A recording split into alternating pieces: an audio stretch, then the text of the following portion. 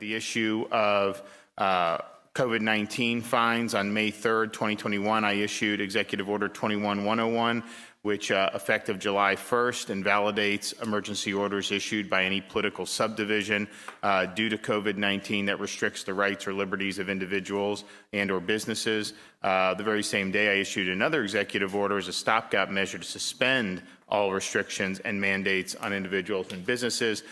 Such orders were warranted in light of some of the local government overreach that we witnessed. And we actually have some folks here today that could talk a little bit about that.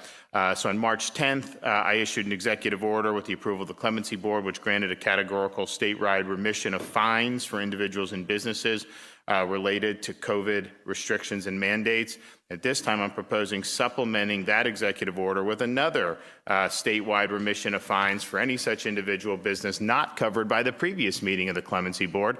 This action is necessary so that we can recover, have a good transition to normal operations, and also just a recognition that a lot of this stuff was way overboard. Accordingly, I hereby move for the categorical remissions of all such fines. Is there a second? Second. Is there a third? Third. Okay. Any opposed? Opposed. Okay, the motion carries. I'd like to now call up to the podium Mike and Jillian Carnival. Mike and Jillian used to own a successful gym in Broward County. That all changed when the county decided to impose unwarranted, unreasonable restrictions on their business.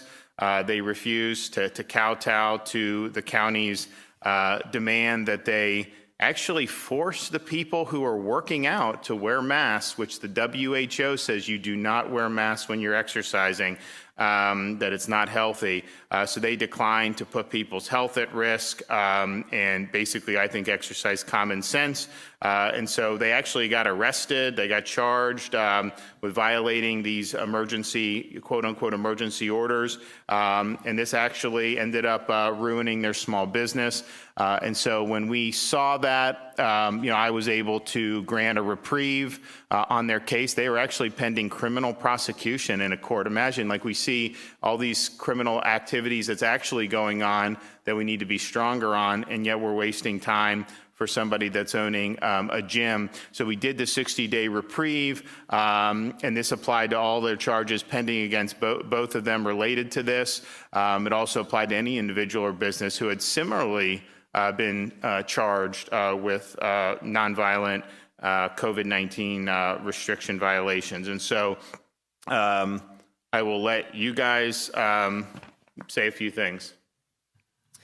Thank you so much, Governor DeSantis, not just on behalf of myself and Jillian, but for all Floridians who have been persecuted due to COVID mandates and restrictions. And I'm here today to say that health and wellness has always been one of our foundational responsibilities to ourselves. It has never been the role of government to be legally and lawfully enforcing and dictating health and wellness.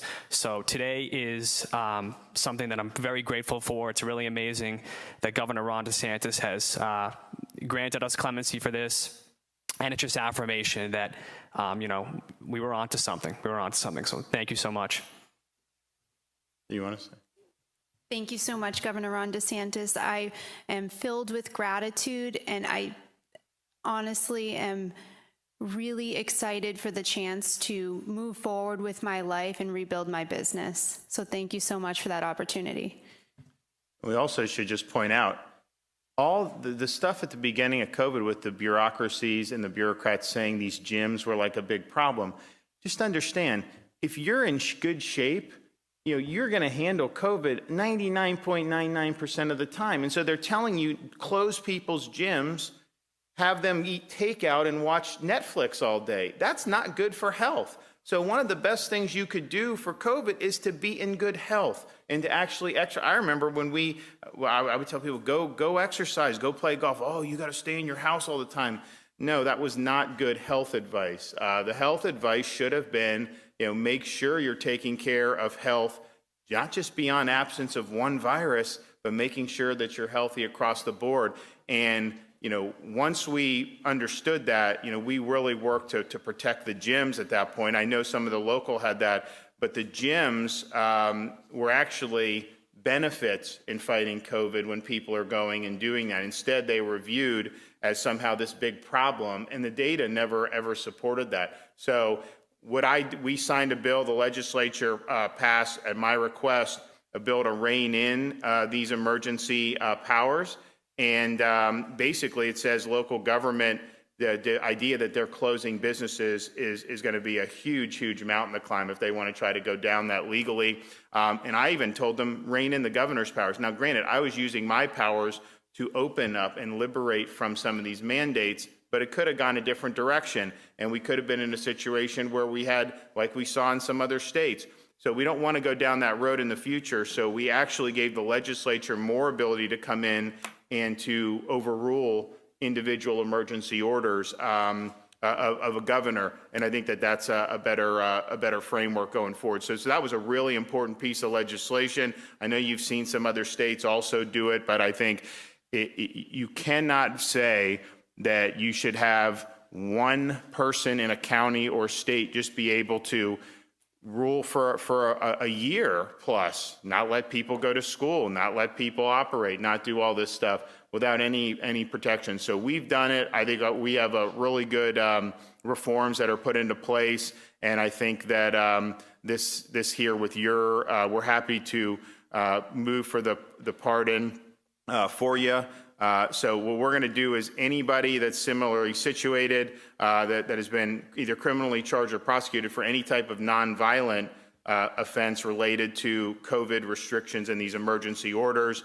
I don't think, fortunately, there aren't that many people in your shoes. I think you guys are an extreme case, but to the extent that there are, we just want to say, we've got to stop that. Let's focus on the real criminals, and let's make sure that that's where our effort is. So I do move for a similar categorical grant for pardons for such offense like we did for the remissions of fines. Is there a second?